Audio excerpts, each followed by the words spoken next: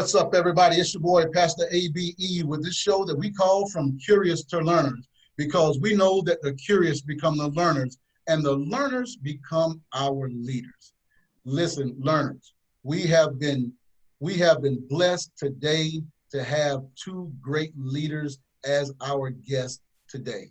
We've been having a series where we're talking to leaders in various verticals about their journey of how they became who they are, because we understand that becoming is just as important as being.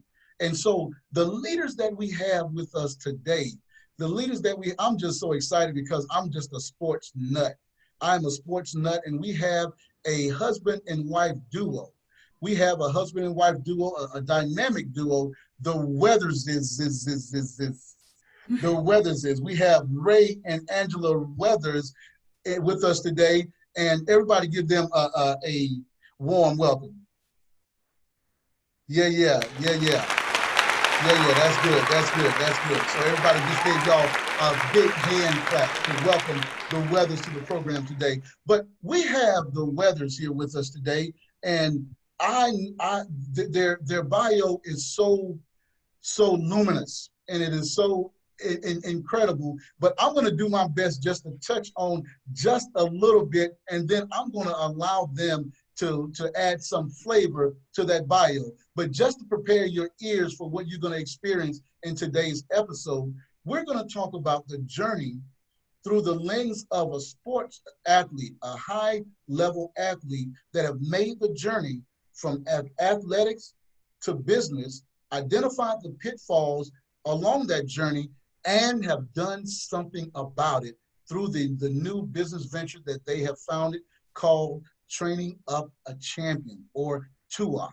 So that's what we're going to hear today. And for all the parents that have student athletes out there, listen up, grab a pen, grab your child. You want to tune in and listen to this, because these are people who have done it at the level that we all aspire for our kids to do this at. So let's talk a little bit about Ray and Angela Weathers. Ray is the CEO of Ray Weathers Enterprises. He is the TUAC Sports Leadership Executive Director. He is a Skyline Education Eagle Award winner. Now that sounds all kinds of fly. You got to tell me what that is, Ray. Ray is a former 13-year NBA and Euro pro. That means the cat got game, y'all. He got game. He played his collegiate basketball at Michigan State University. Is that the Spartan? Or is that the blue and gold? Is that the blue and gold? Absolutely not. That's not the blue and gold. No, sir. That's not the. I just want to clear up any misconceptions here. I thought that was blue and gold. So it's not Michigan. It's Michigan State. That's that green and white. That's that green and white. All right. So now on to Angela. Angela, she also is an athlete in her own right and a very, very accomplished professional. And Angela is also certified in digital specialist for EdPuzzle, Kansas Learning Management, and the University of, is that Minnesota? Mississippi. Is that University of Mississippi Creative Problem Solving, and Google Educator trained. Google, for some of you know that I work for Google. We have this thing called Google Classroom, and we do a lot in the education. Angela is trained on all of that stuff. Angela is also a Skyline Education Eagle Award winner, National Association of Professional Women Business Woman of the Year, and the list goes on and on and on. I'm going to drop all of this in the link to this podcast, because I want to make sure that I shout it out, but I don't want to miss anything. So I want to give the Weathers an opportunity now to embellish, if you will, on where I may have shorted you guys. I didn't mean to short you, but sometimes we do that. Oh, no. Well, thank you, first of all, for having us, Pastor. This is as an honor and a privilege to be able to share what the Lord is doing through us and in us, and has been for some time now. And so we just take that as a privilege. So I don't like to talk about myself and what I did in the game. So, Ray probably even knows more of my stats than I do. Hey, so let me just jump in, Pastor, if I can. Do that. Do it Ray, do it. She was a certified bucket getter. Honestly, she was a top 100 player in America, an All-American in high school. She averaged a triple-double when they said no one can do it since Oscar Robbins. She was 20, 10, and 10 and 5 blocks in high school. She also was a player of the year in the Southland Conference at Northwestern State. Wow, who many people can do that? And then she made the all-decade team as well from the Southland Conference. She was also nominated runner-up twice for Player of the Year. So, I mean, just we can go on and on and on, but she's just a tremendous player. She was a great professional basketball player, and I've seen her get buckets on everybody. So I just got to give credit where credit is due. You got to do that, CC. That's official right there. Right? I'm going to tell you, I'm going to tell to all the husbands out there, what Ray just did, do that. Do that. Do that. Yeah. Brag on your wife. Do that. A happy wife is a happy life. So do what Ray just did. So certified bucket getter. So Bucket getter. Angela. Now that I'm gonna give you the opportunity to brag on Ray a little bit.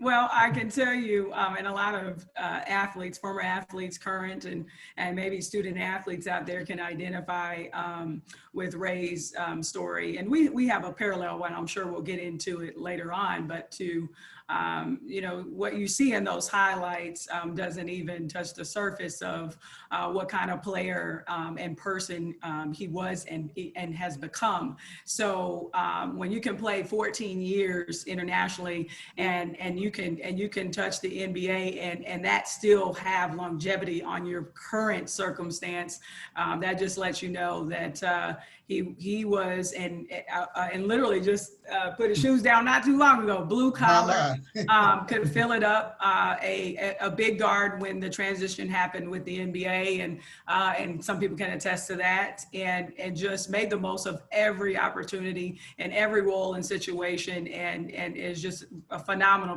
He was a phenomenal player. Listen, wives, what Angela just did, do that right there.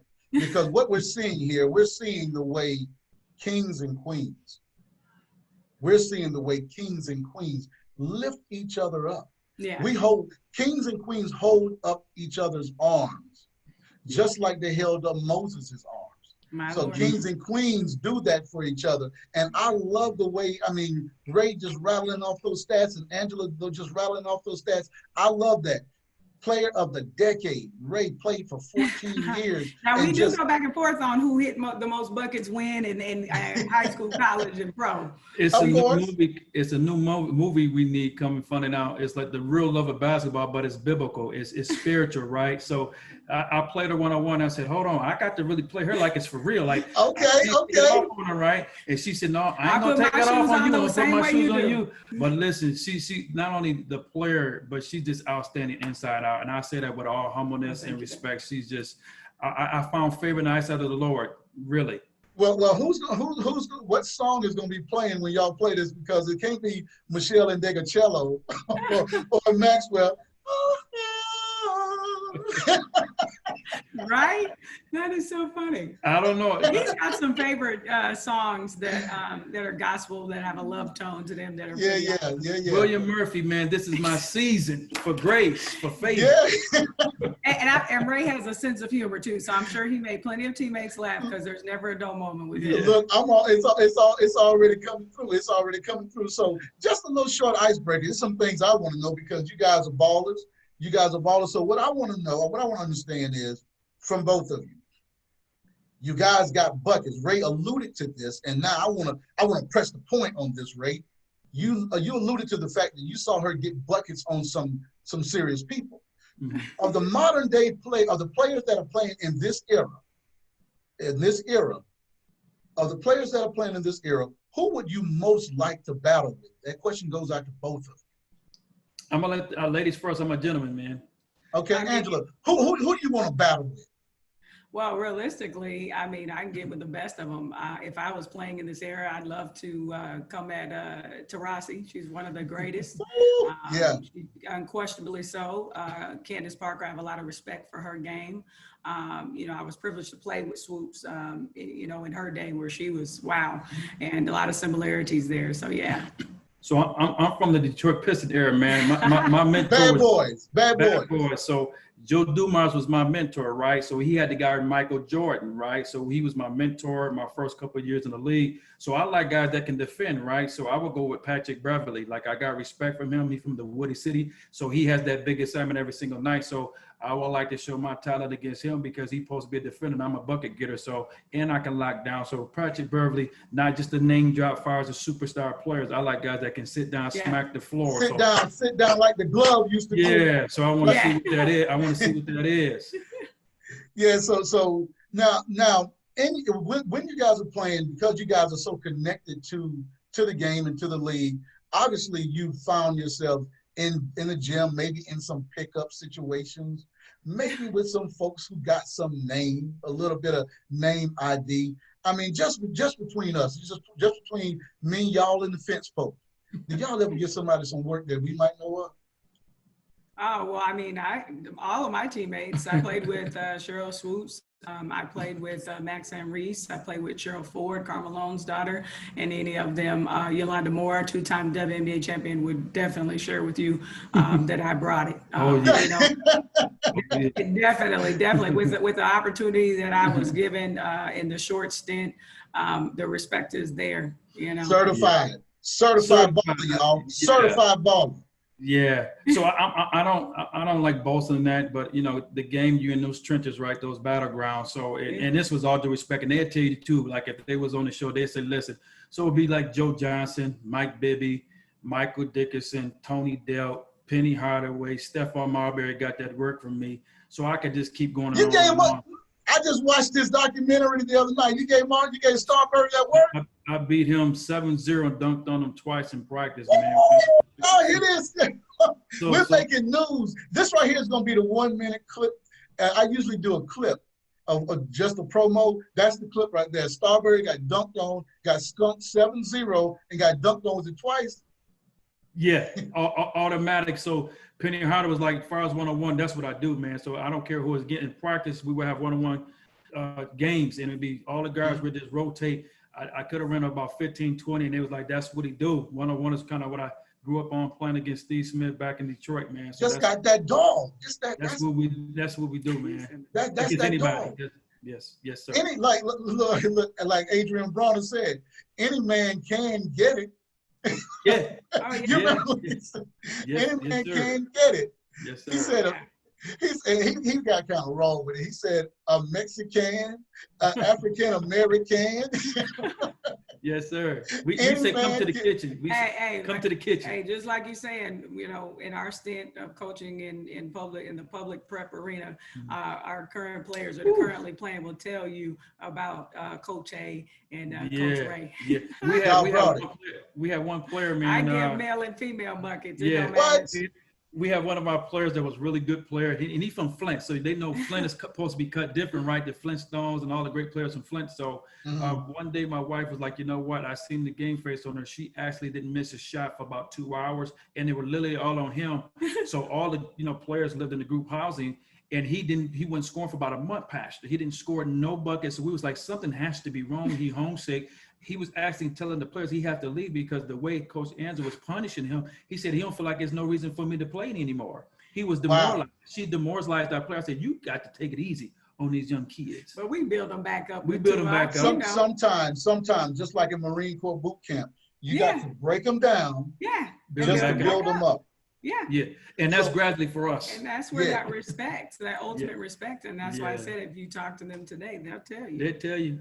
So I want to know where that came from. Like I've shared with you guys before, I like to frame up these discussions touching on these 3 points, because I think this is what leads to our success in whatever endeavor that we're going to engage in. I want to understand how you got that dog, where that dog came from, and frame it through the lens of exposure, experience, and expectation. Because that exposure, you had to be exposed to some dog somewhere in order to have that dog and to embody that dog.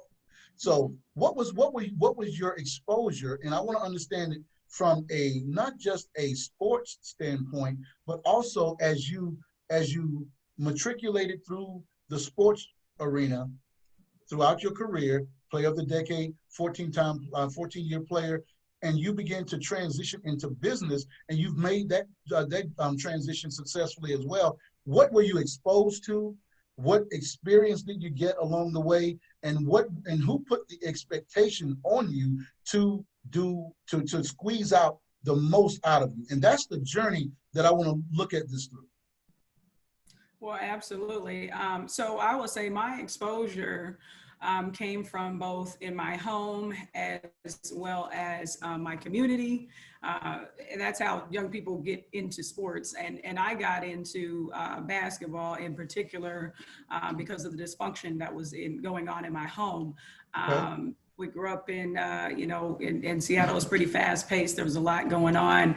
And I would just sneak out the back door to the community center and watch people play basketball. And then when they would leave the ball behind, I would come and just start teaching myself. And so from there, it would be inevitable that by the time I came to when my mom transitioned to Louisiana via marriage in the Army base, I would then start playing on the Army base with soldiers as early as the 8th grade. So I was the only little girl out there playing with grown men, getting knocked over and pushed. And I mean, I thought I belonged, at that point, because I had such a tenacity built up from my traumas that you couldn't tell me anything. So, I was a fighter. And from there, that led to, I didn't play school basketball initially. When the coaches heard about me, I was already 5'10" in middle school.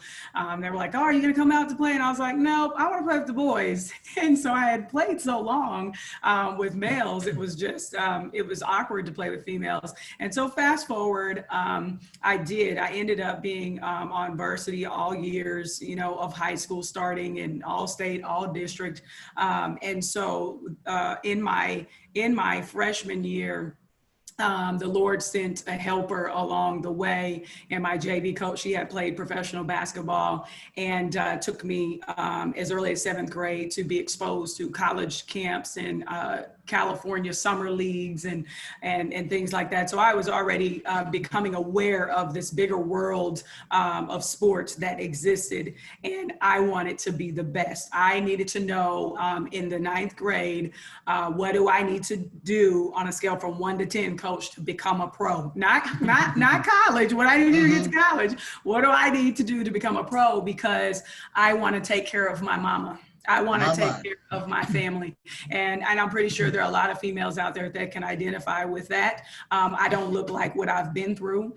And from there, it became a reality because I was sought after, that the Lord saw fit by the founder of AAU basketball, which came before Showcase basketball now as we know it. And they came to see about me in the sticks of Louisiana. And I wasn't the kid that played every summer on a circuit, what they call now. I played one summer, and because I didn't like to be around people, I was very introverted, very shy because of my traumas. I did not speak up or anything like that.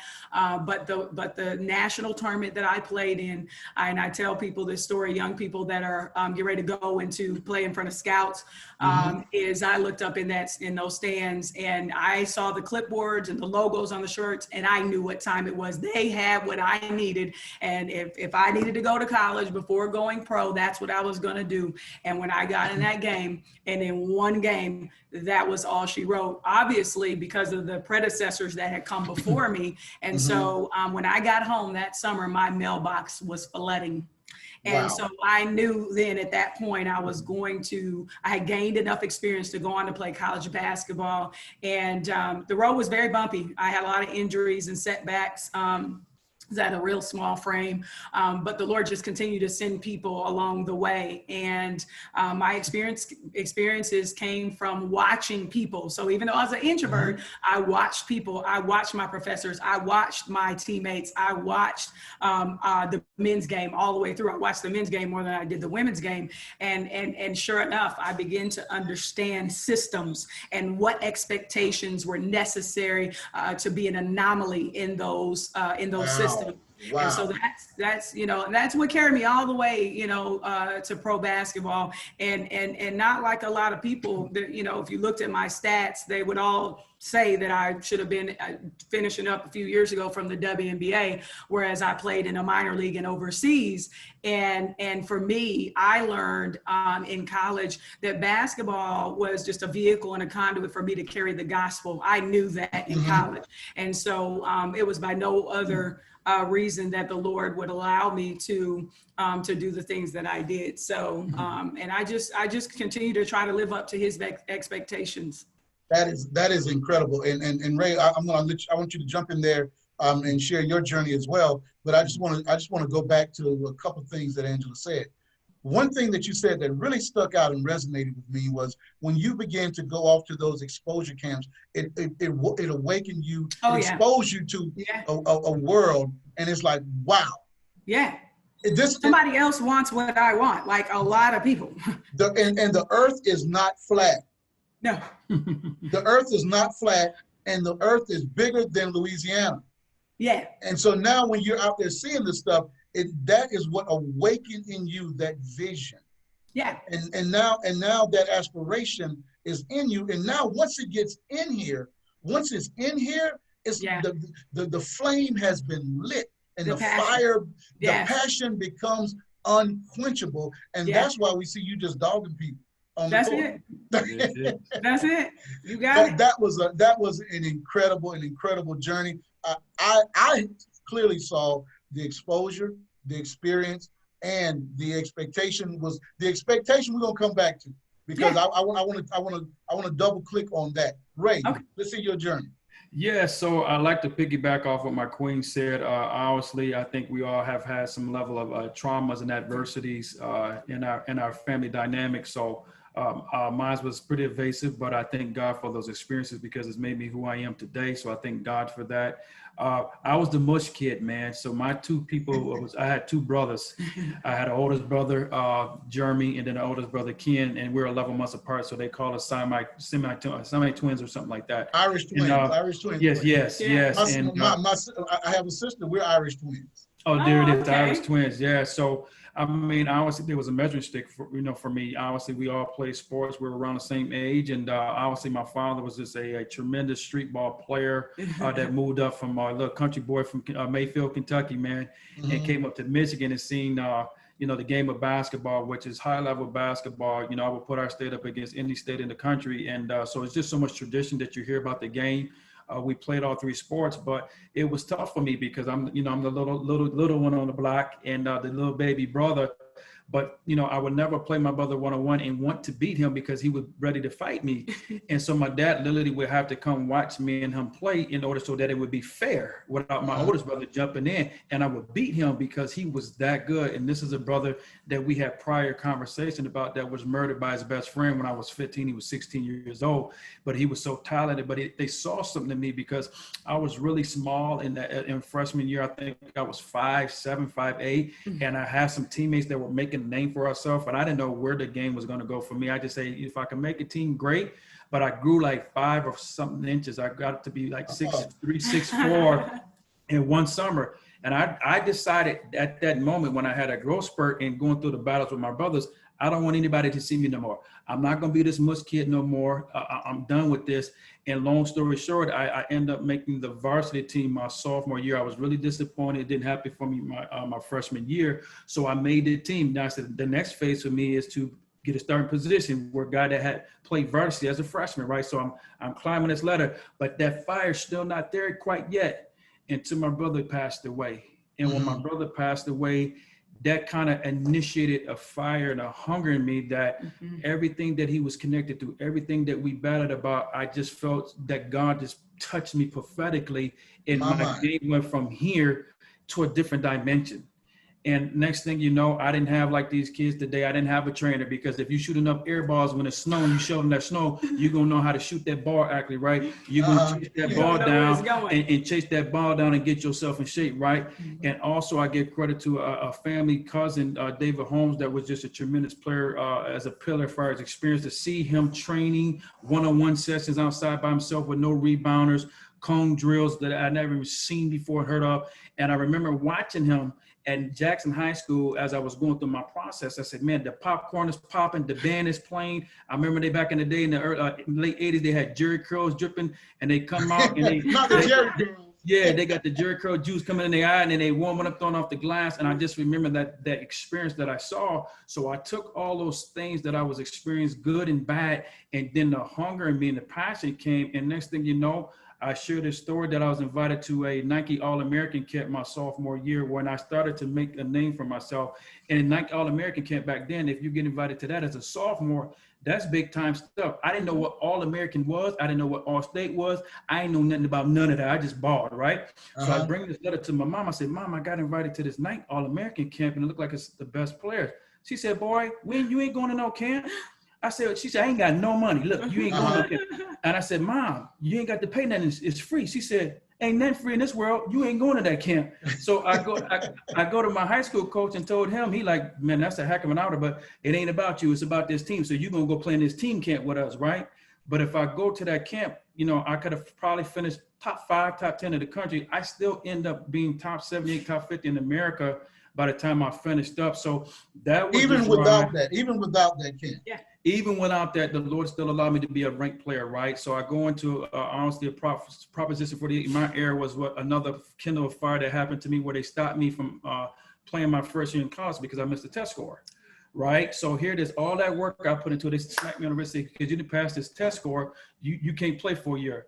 That put a whole different fire in me right there. So when I got to Michigan State, when Midnight Madness happened, the year that I was able to play, everybody, that's when Joe Hiko said the first year in practice, he's going to be the next great guard. So that was kind of like my fire going through Michigan State. I had a good career. And a lot of people, I tell them they didn't quite see me the way that I was as a pro because Judd Heathcote retired and I ended up playing for Tom Izzo. No disrespect there, but you know, going from high school to you know, professional athlete was a blessing for me. You know, all the competitions from seeing Magic Johnson to Steve Smith to Sean Respert to Eric Snow, all those guys that was so seeding to me to help me develop and be the player I was. So I'm really appreciative and great, thankful for that in my experiences. Those are powerful stories, and the journey is clear and the journey is real. And there were some learnings that you guys got along the way. But because I know that our lives are a combination of good and bad, you both talked about the traumas and the setbacks. I'm reminded of a poem by Rudyard Kipling, and the poem is called If. And I just want to read just one section of that poem because I think it's fitting to introduce into this conversation where we are right now. If you can dream and not make dreams your master, if you can think and not make thoughts your aim, if you can meet with triumph and disaster, and treat those two imposters just the same.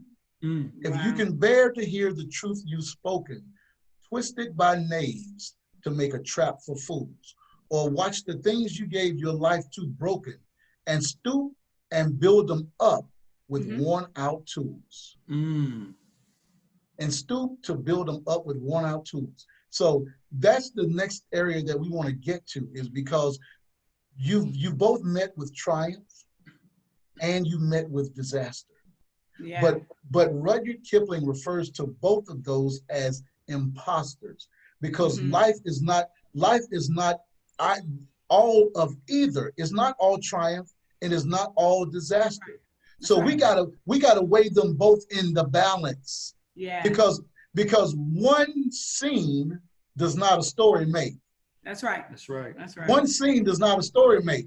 And so now that you guys have been through all of this, now you're parents. And now Micah has gone through some of this. So now tell me about some of how you have been able to channel some of the learnings that you guys have gone through with your kids who are playing ball. Wow. So with respect to kids we've coached or our own children? Your own children. Yeah, so with our own children, you know, we're a blended family. So with Malachi.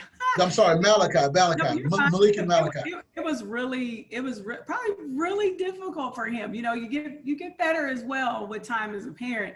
And I was a young parent, you know, so some of those generational curses, I'm sure he experienced some abandonment and feelings of rejection, because I was still wanting to be a kid, you know, when I was going into college. But he, in the game, experienced such an amount of pressure, I'm sure, because you already have that pressure, like, oh, my parents played pro ball, and I'm supposed to meet these expectations automatically. Mm-hmm. But I will say, rearing him to play the game, it was obviously a desire, you know, to want him to play. And sure enough, to watch him literally from the time he was 3 years old, he would dribble a little Nerf basketball, tennis Mm-hmm. ball, and he dribbled first, you know. And That was my son Malik.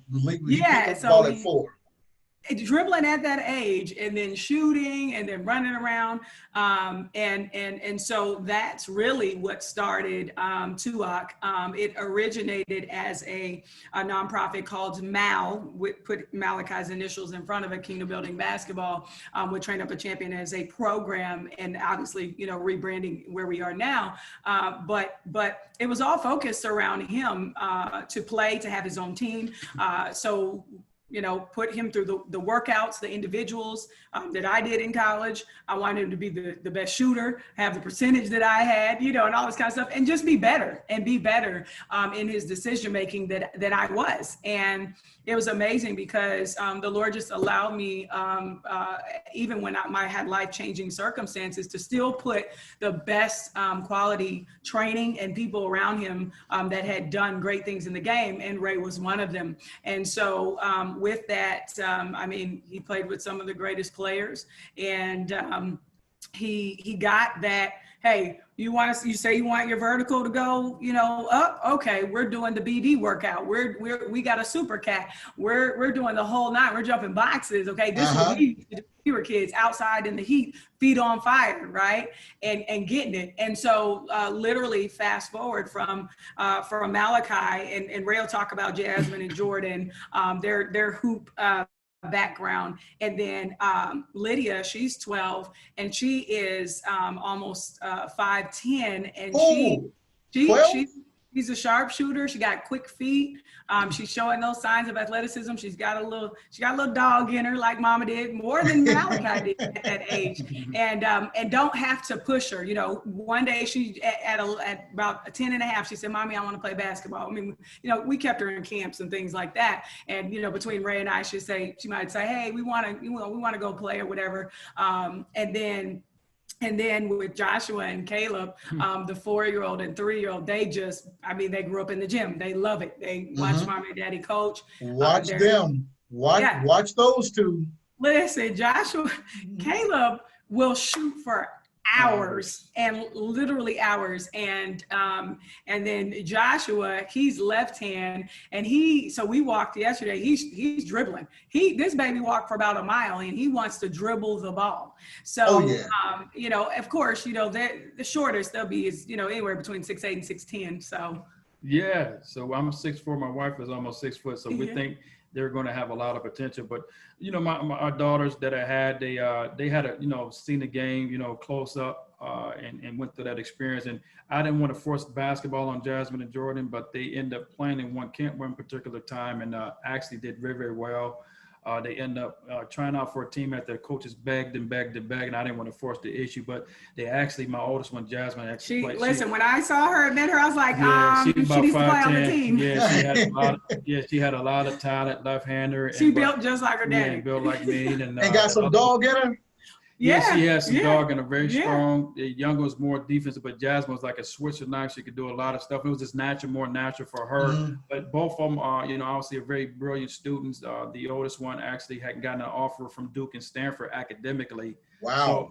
So she got full ride at Georgia State, and then the youngest one is more on the artsy side, you know, that beach student, but obviously they went in a different path from athletics. But just piggyback off what my wife said, she just did a tremendous job, and Alan raising Mal, training him in the game. This guy is just an elite. Malachi is a special player, man. He's an NBA player, and I'm not just saying that. I've been around the game long enough. He's special. You know, when you talk 6'2". You're talking about 43-inch vertical. But you know, not only the athleticism, but he got the game to back that up, right? He can go left, right, shift. He got all the handle work, play with contact. So it was a blessing being part of his development and his foundation. And obviously, Lydia, I was a proud dad to see her at that height one day play the point guard position and had just a lot of success. So just to look forward to her development and growth. And then with the two baby boys. Legacy. Here. That's what I hear is legacy. Yeah. If the Lord don't come back, they ain't going to college. No. They're going straight to the league. But we hoop as a family. When I said we all get our clothes on and we all go hoop at the same time. Yeah. We get out of the car and people look like, what? Who are these people? The whole family hooping. The babies hooping. We out here like Uncle Drew out there when I'm out there, man. Got the short shots, short shorts and t-shirts and getting it. And getting it. And then you got the babies. You got Caleb and Joshua. They out there dribbling too. Yeah. That is crazy. But Ray, the story you said about when you played your older brother, your dad had to sit there and intervene because you would beat him. I had to do the same thing. Wow. I have 3 sons. I could not let them compete. Wow. Because it was, you know how it is with brothers, man. I mean, it's like the older brother's like, you're not going to beat me. And I'm older, I'm always supposed to win. But the younger is like, no. I've seen it. I know what you're going to do now. And I know how to counter your move. So the younger kind of develops in little quicker. Yes. And before you know it, when the younger starts getting close to the older, it's going to be a problem. Man, it's passing the torch. It's very similar like Michael Jordan and his brother Larry Johnson, right? They said if Larry was 6'7", he's probably having the same career as Michael Jordan, but that's the foundation because those are battles that you cannot, and then you got to go to the same house, same room, same bed, and then you like, oh, if we get up in the morning, we doing it again. So that was fun for me. Yeah. And so I told my kids this. A saying that I developed for them because I wanted them to understand that I encourage. I'm a Marine, so I'm all dog, 100% dog, and so I encourage them to compete and compete hard. Yeah. But I tell them that biblically, the Bible says, "As iron sharpens iron, so a man sharpens the countenance of another." So I would tell them while I would have them in my basement working on their handle and jumping boxes and doing all this stuff.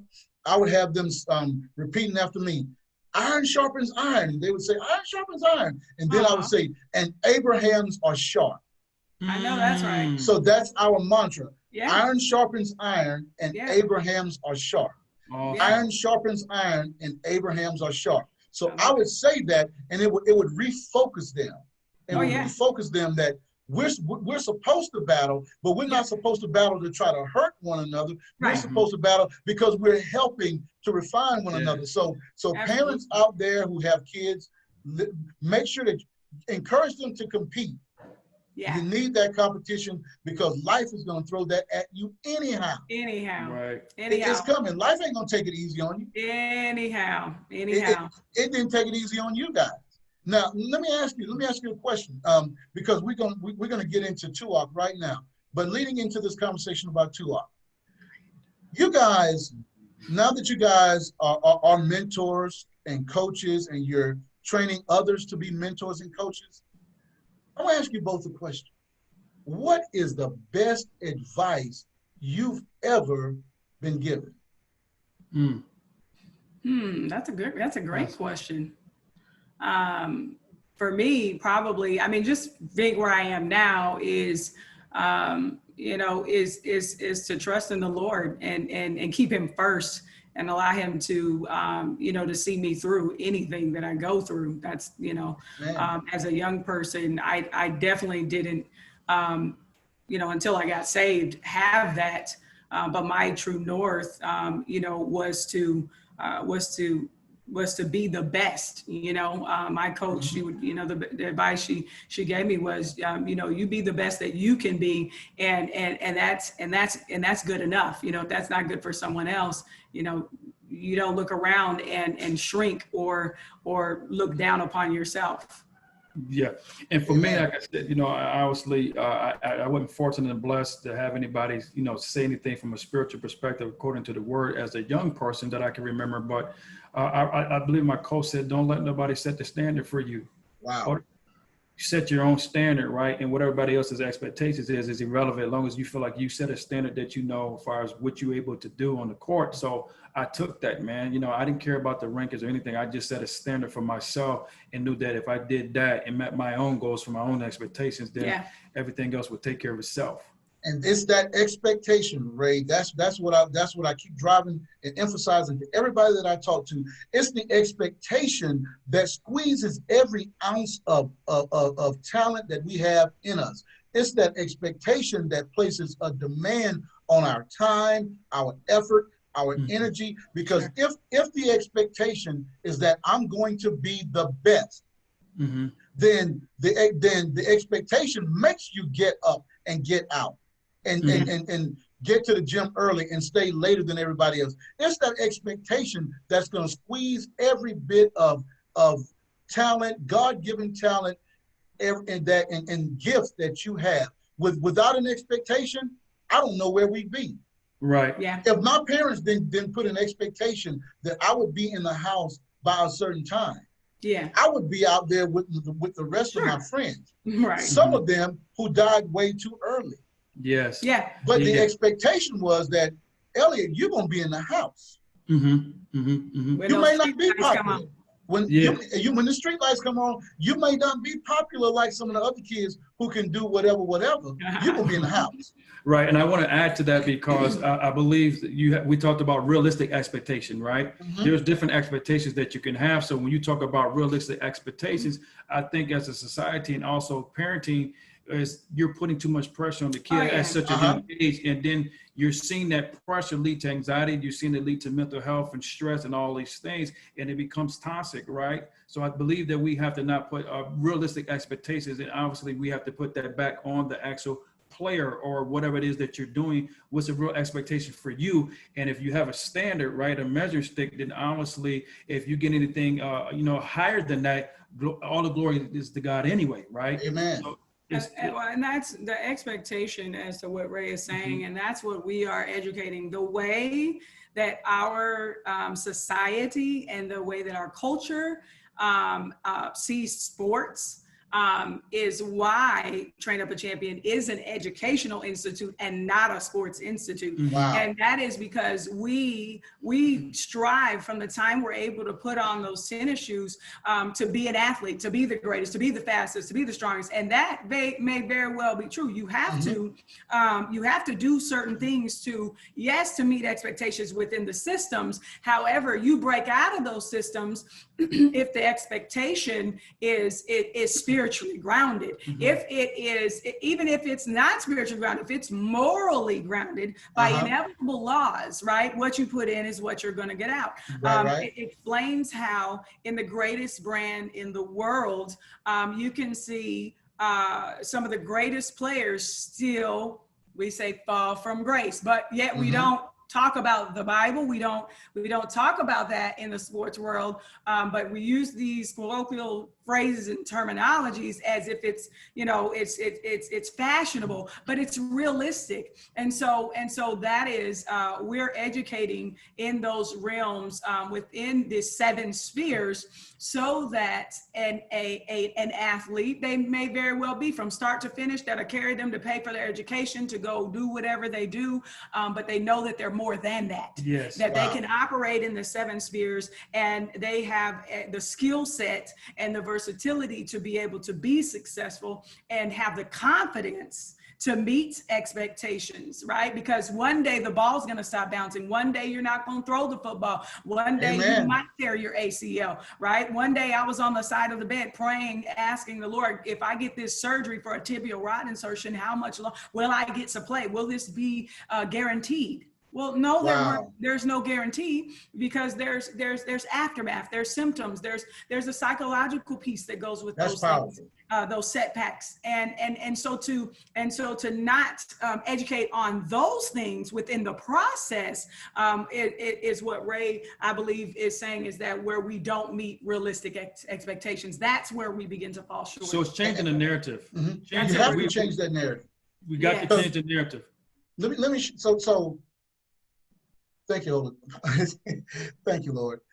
So when you were talking, it reminded me of when I was young in the ministry and I first started doing grief ministry, where I had to actually do funerals and those types of things. Wow. Okay.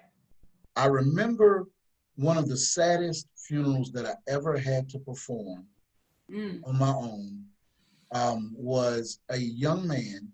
He came from a very, very successful family. The family was accomplished, professionals, judges, the whole nine. And they all played golf, and the guy competed in golf in high school and did well. Did well in golf, and he was a A student academically. He went off to college, to a major college. And because of the pressures that's put on a freshman, his grades dropped. Yeah. And because of the fact that his grades dropped, I'm talking about seriously low. We're talking about triumph and disaster. Yeah. But one scene does not make a whole story make. But because of that one scene, that young man took his life. Yes. And it could have been, Ray, because of that unrealistic expectation that you just got through talking about. And I think that's the balance. That is a perfect segue into TUAC. Sure. Because parents, you may not know any better. TUAC can show you better. Absolutely. If parents, if you believe that your child is good, TUAC, it will give good the advantage. Sure. TUAC is a program designed to give good the advantage. Now, we've segued. Now let's hear all about TUAC, those 7 spheres and the medallions. And let's talk all things TUAC right now, because everything that you guys live as athletes, you're living as business leaders, you're Correct. living as parents, Yeah. you're living all of these things to help the next parent who has a child and they've placed some unrealistic expectation on that child, Sure. that student athlete. You do not want to be in a funeral home having somebody like me to try to comfort you because you've made your child feel like just because their grades drop that they are a failure. Sure. Sure. TUAC. Well, it's so to piggyback off of what you were saying, so we use the terminology participants, and the reason why we use the terminology participants is because it's not just for kids. It is for parents. It is for awesome. It is for staffs. It is for professional development, and the reason why is because we all start as a child, right? And so with that. We all inevitably, as Ray alluded to from the very beginning, and when he began to share his testimonies, we all have adverse childhood experiences, which are called ACEs in education, and we all have traumas. And so that is why it is predominantly addressed in the education system to be trauma informed and to teach social emotional learning, right? And that's why mental health is such a huge issue in America. And so huge. With the 7 spheres, what we have compiled over the decades, starting in 2007, where the Lord birthed TUAC in me, it was primarily for student athletes. It was a community program with over 10 youth basketball teams and hundreds of parents. Oh, wow. Yeah, and so with that, I, as a young Titus, I had to teach and to keep these parents occupied. And here it was, I was thrust into this leadership role, and I'm like, okay, how do I help this dad understand? You can, but you're not going to do it right now. You're not going to, while I'm coaching, you're not going to yell on the sideline and tell your daughter, go, go, go, or I told you, to do this. And she's trying to look over there at you and try to respond to me at the same time.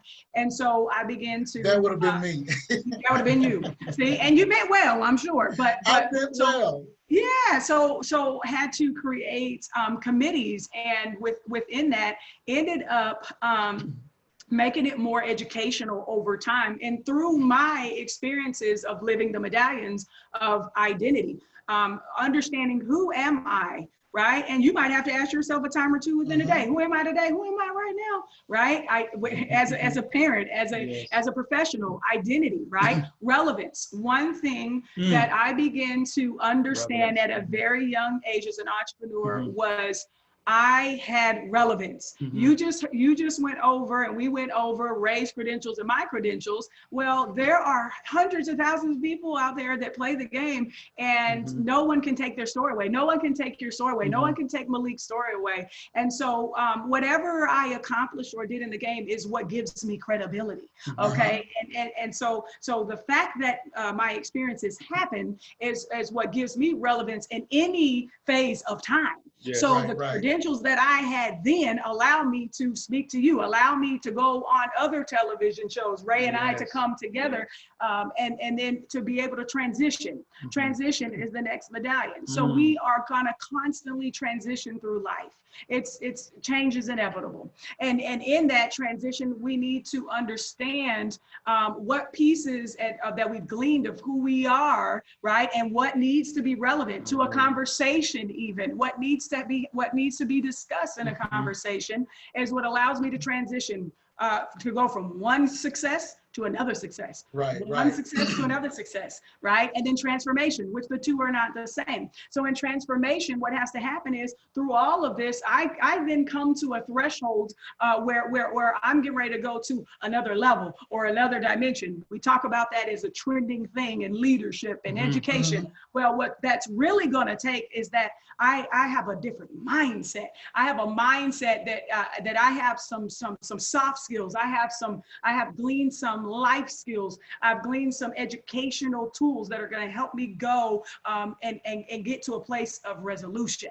Okay. And so resolution, that means, and in our world, we call it coming full circle. I just lived these medallions and that's what I was given, and I wrote them down and I made them plain. So I'm not telling people something, that's never been heard before. I'm just simply carrying people through a process that will help them to become the best version of themselves that they can be.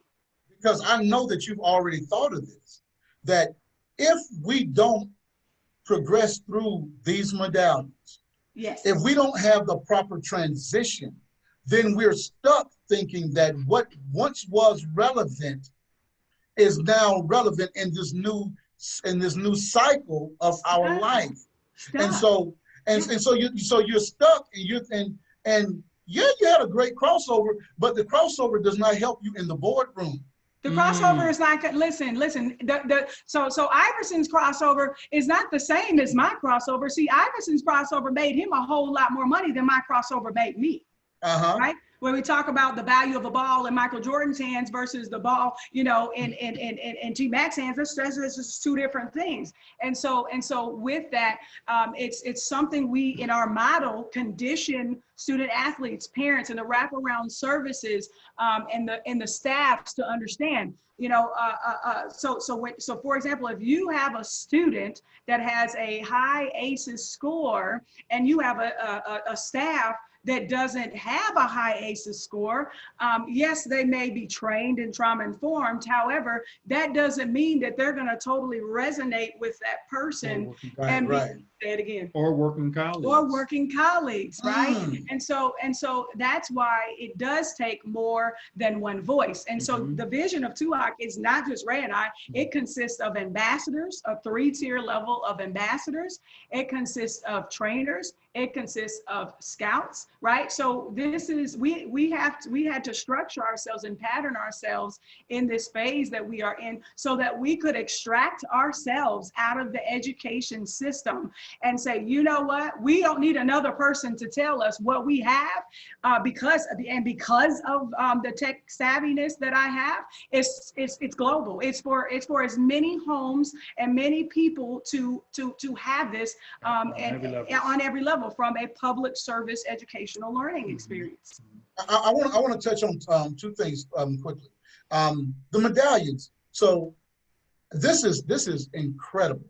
I wish I knew this when my kids were playing AAU ball, because I was so laser focused on basketball, and not just basketball, because if they didn't make the grades, my wife wouldn't let them play. Sure. You were not going to play. As a matter of fact, Malik, he'll listen to this podcast and he'll get a chuckle out of it. Malik didn't play his 8th grade year of basketball. Wow. Malik was feeling like he was too cool for school, and he was acting a fool. He was too cool for school. He was acting a fool. And my wife said, The 8th grade coach called her Miss Abraham. Is there anything we can do? I'll have him run laps every day. And so what he could have been doing is something like TUAC. So the same applies in our structure, whereas we condition coaches and trainers so there is a reinforcement that needs to happen. However, time does not stop for any man. So all we have is time. So we want to leverage every amount of time that we have. So if we have a student athlete or a coach that's constantly late, right? There's a consequence behind that, right? And it's not just a negative consequence, right? So for a student athlete that decided, oh, well, I didn't go get my progress report signed. So, okay, so that's fine, but you just don't get to practice today. You'll get to practice tomorrow, but you don't get to practice today. So it's the principles and the precepts behind Train Up a Champion that allows a person the reconciliation, right? To be able to resolve, to be able to keep learning from their mistakes, because we're gonna make mistakes. We're human, right? You can't possibly think that a teenage boy, because their frontal lobe is not developed, that they're gonna make every decision right, because they're not. And Malik, Duke, my oldest, Jalen, Malik, Brianna's my daughter, she's actually 30. None of them made all the decisions right. But you know what? We had an expectation. Yeah. We had an expectation on them. Yeah, and the expectation is that all of our kids will go to college, all of our kids will graduate college, and they are all doing just that. They're all doing just awesome. that. But TUAC influences more than just sports. Oh, yeah. Talk about some of the other areas where TUAC influences. So we're redefining education, right? So the educational experiences that you have in real estate, arts, entertainment. I was a professional model, as you heard Ray allude to. We were professional agents, sports agents. So there are different, so in the different spheres, our goal is to connect with as many former and current athletes, because that's the way the systems are put together, right?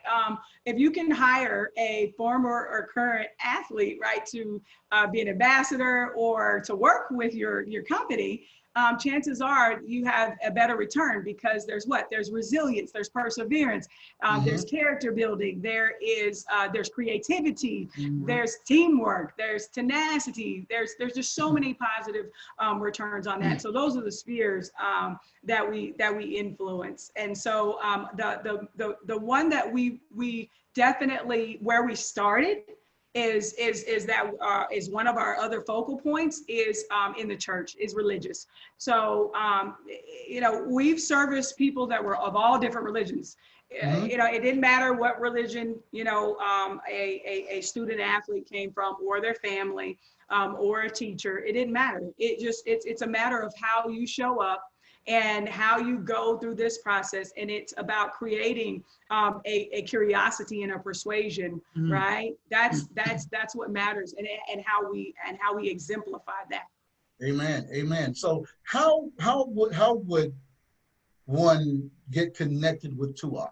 If let's say I am a church, sure, and I have a youth program that is it's in its infancy, for example, and sure. I need more structure. How would I engage and become involved with TUAC? Yeah, so by inquiry. So we have a corporate site. We have private Google sites, which come after we do a consultation, and then by email, tuacinfo@mail.com, tuacinfo@mail.com, and we can also be reached at 734-386-0330. You can also make an appointment via Facebook. We are Train Up a Champion champion on all social media handles. And then we also have planners.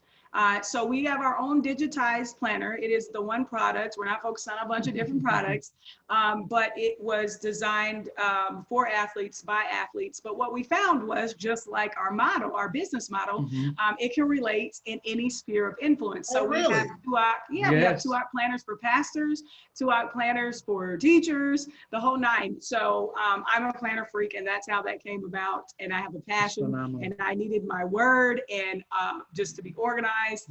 All in one space, and it needed to be where I didn't have to go find the book and write in it, so it's digitized. That's my wife. My wife is a planner.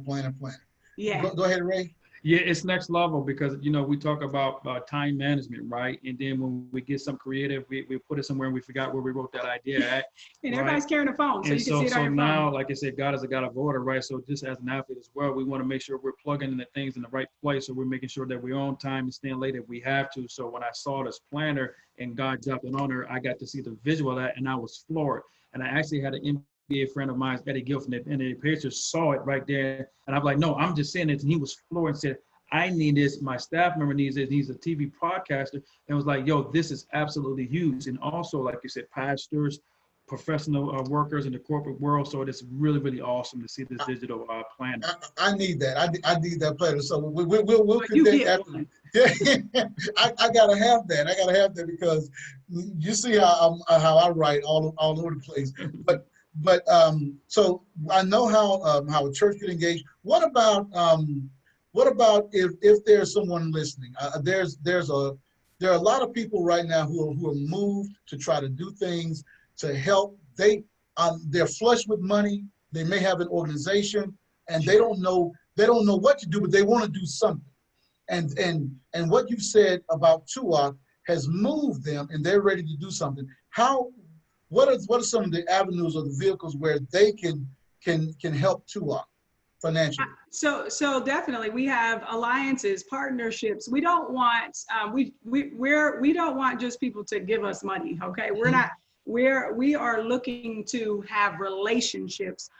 So that can happen via the contact information that we talked about. There are clearly incentives and benefits, but we're looking more so on even with someone who considers himself a sponsor or investor, how we can be a blessing to them. And that would be obviously an intimate conversation, more detailed and thorough, and how we can expand on meeting needs. So again, the contact information, reaching out to us and having a conversation. We're also visual people. We like to see face to face, which is very important. And I would just like to add, and not boasting this, and I was just really blessed to see that my wife mentioned earlier on the show that we had, the biggest brand, which we believe is the NBA in the world. They actually endorsed this. Adam Silver reached out to us directly and was like, wow, what you guys are doing is tremendously. We're not just changing people, on the court, making them better players, but we're making them holistically better people, right? So if you're a better person, that means you can serve and do all the things that you're supposed to do in your community, in the classroom, or your corporate job. So he gave us an endorsement, and obviously more and more people have done that. That's done great things. So that was just a blessing to see all the work and labor that my wife has put together, and see her getting those endorsements, getting those people that say, hey, we see what you're doing. So we hope that's going to continue to move forward. And I know that it will. I mean, I'm here. I'm seeing these 5 servant leadership medallions. I mean, that's when I think about that kid. This TUAC would have helped his parents to help their kid to not feel like he was a failure, because when you talk about transitioning and transformation, high school is not the same as college. No. And so when we prepare kids to transition from being a high school student athlete to a collegiate student athlete, then the bar in the level of expectation, it has to adjust accordingly. But I'm not looking at you monolithically in one area. I think with what TUAC brings to the table, and I know some parents are listening, and you're wondering, you've been struggling because you've been beating your kid up. You've been beating your kid up. And it's with the knowledge and information that we have. Yes. Right? Our parents, they did the best they could with what they had. And I know we're close to a close. I will just say this. I did not see my dad for 24 years. Wow. And when I got a chance to see him again, I got a chance to see where my creativity came from, but I also got a chance to understand by my relatives where a whole lineage of fathers were not there physically for their daughters and sons. And so so that's where forgiveness can lie, right? And so with that, we are offering those resources to parents, helping walk through that information that you probably don't have. It's okay to share information from parent to parent. However, every student athlete is different. Everybody's recruiting track is different. Everybody's road and journey to an agent is different.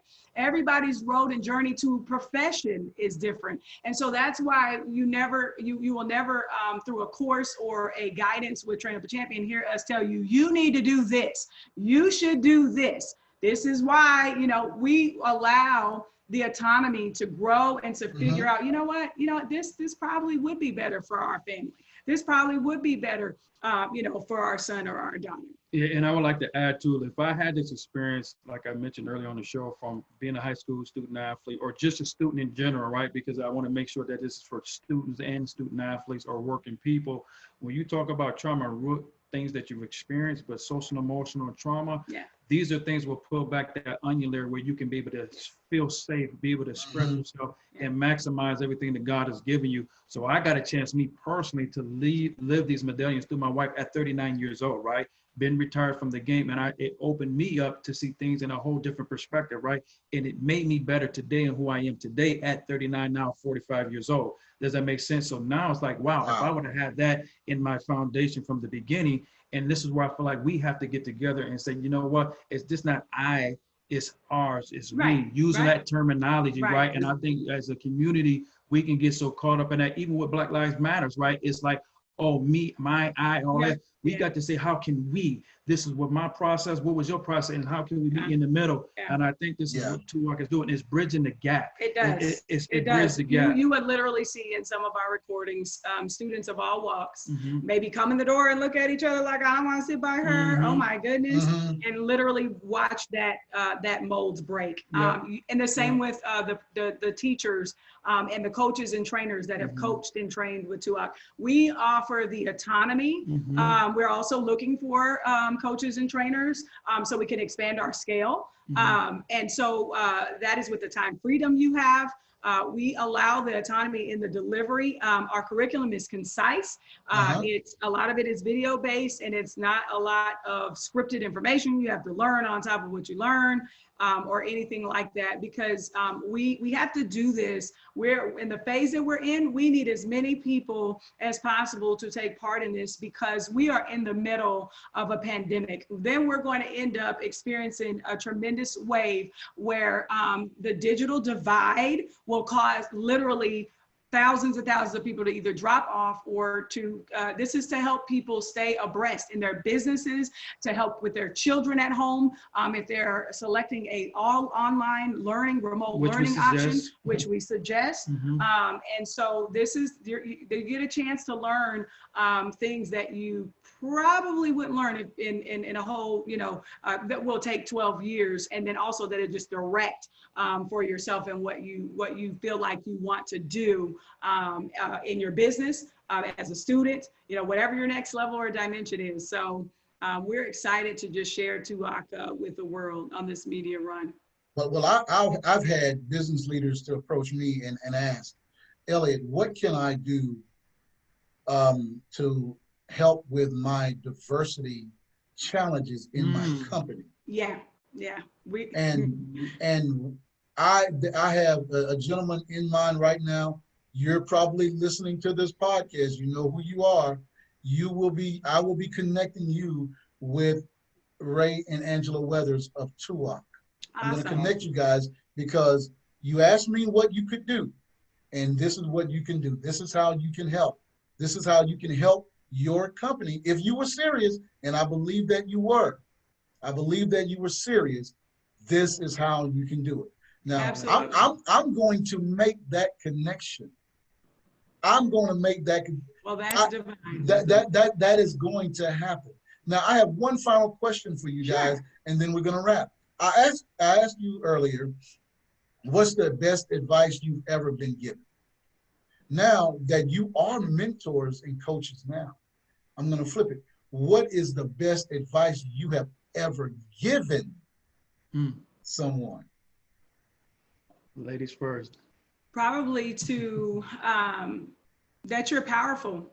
You are powerful, and cultivate what's on the inside of you, and don't let anyone ever cause you to shrink or discredit your experiences. You are who you are because you are who you are on purpose. On purpose. On purpose. Wow. So for me, wow, the Lord had put up something on my heart, and I didn't even know back then because I didn't have the relationship I have with God right now. But it was one thing I was asked to come speak to. A juvenile detention was one of the biggest in the West Coast, and just seeing these guys that had been locked down for so many years. And a lot of people do aspire to be, in the Hollywood or professional athletes, and this could be for anybody that want to be a doctor, lawyer. Everybody can't be a pro athlete, but you can be a pro person. Wow. And that's something that, and then soon the CEO, which was a multi-million-dollar guy, looked at me and said, how can we get this guy and work something out? Because that was my heart. Everybody cannot be that, but you could be a pro person. And pro person is just being great in everything that God gives you to take back dominion and be successful. When you can understand the power of the World Wide Web right now, it's not about money. No. It's about dominion. Territory. It's about a domain. Listen, y'all about to spin this thing off in another direction. It's about dominion. It's about domain. We gotta save that one. Oh my goodness. Everybody cannot be a professional athlete, but everybody can be a professional person. That's right. And the Weathers is Ray and Angela. Ray and Angela really have done. God planted this seed in Angela in 2007. So she's not new to this. She's true to this. So anybody who's looking for something, you don't have to reinvent the wheel.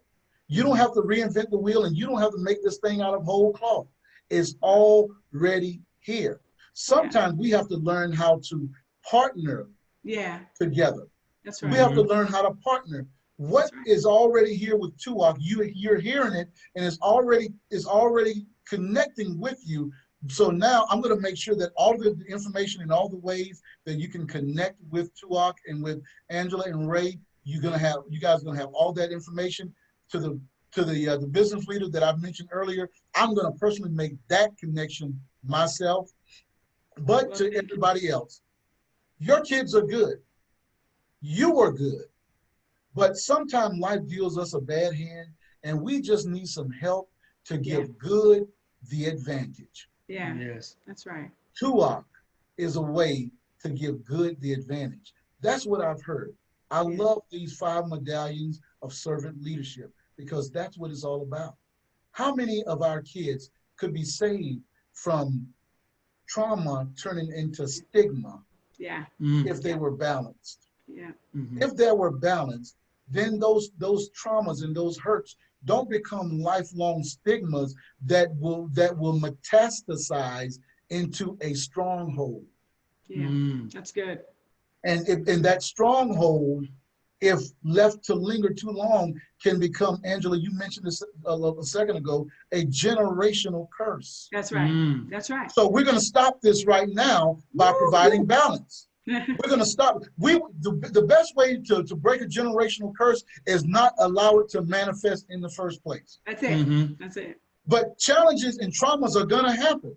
They are. But we don't have to allow the traumas and the challenges to become stigmas, to become strongholds, to become generational curses. That's right. That's right. And it's called building resilience. And that's what we do. We build resilience. And so, the other side of that ACEs quiz is resilience. And so nothing says that by Ray and I's ACEs score that we should be even talking to you right now. But our resilience, because He said so. Stamina. My. He said so. Well, listen. That on that note, I want you. I'm going to make an appeal to you guys. Visit the website. I'm going to have it crawling on the screen when we play this podcast. I'm going to have the website address on the screen. I'm going to have your contact information on the screen. I want people to contact you guys. I could talk to them all day, but I really they got places to go and they got things to do, and so I can't monopolize any more of their time. But I thank you so much, Angela. I thank you so much, Ray, for spending time with us, for spending time with my listeners, whom I affectionately refer to as my learners, and giving us an education on resilience and on balance and on how TUAC is going to give good the advantage. You guys have anything that you would like to leave us with before we close the show? No, just thank you. Thank you for an ear to hear, and tuning in. This was not an accident. And so there's something for everyone. And for me, this is just personal note. I've been blessed to do a lot of interviews throughout my career, and this is by far one of the best I've ever had. And I say that humbly. I say that humbly because it was transparent, and more importantly, it was about kingdom building. And you still can resonate just on the things that's going on in the world. So definitely, this was a pleasure and honor, and also doing it with my suitable, my queen, my helpmate, man. So it was a blessing. My. And my queen is going to be running the board and helping me to edit this video. But I want to thank you all again for taking the time out to bless us with your experience and with your stories and with the transparency in your stories, because there's value in that we can see that you didn't just end up where you are, but there is a journey that you showed us, your exposure, your experience, and your expectation. And I want all those of you who are listening to see yourself in the story and reach out and contact Ray, contact Angela if you have any questions. And I just want to also ask you, if you've received this link, subscribe to the podcast. Subscribe to the podcast. Subscribe to the podcast. Episodes drop every Monday. Tell them to subscribe, y'all. Subscribe on Monday. On Monday. And until next time, this is Pastor ABE saying, according to your faith, it will be unto you. Be blessed. Be blessed. That's it.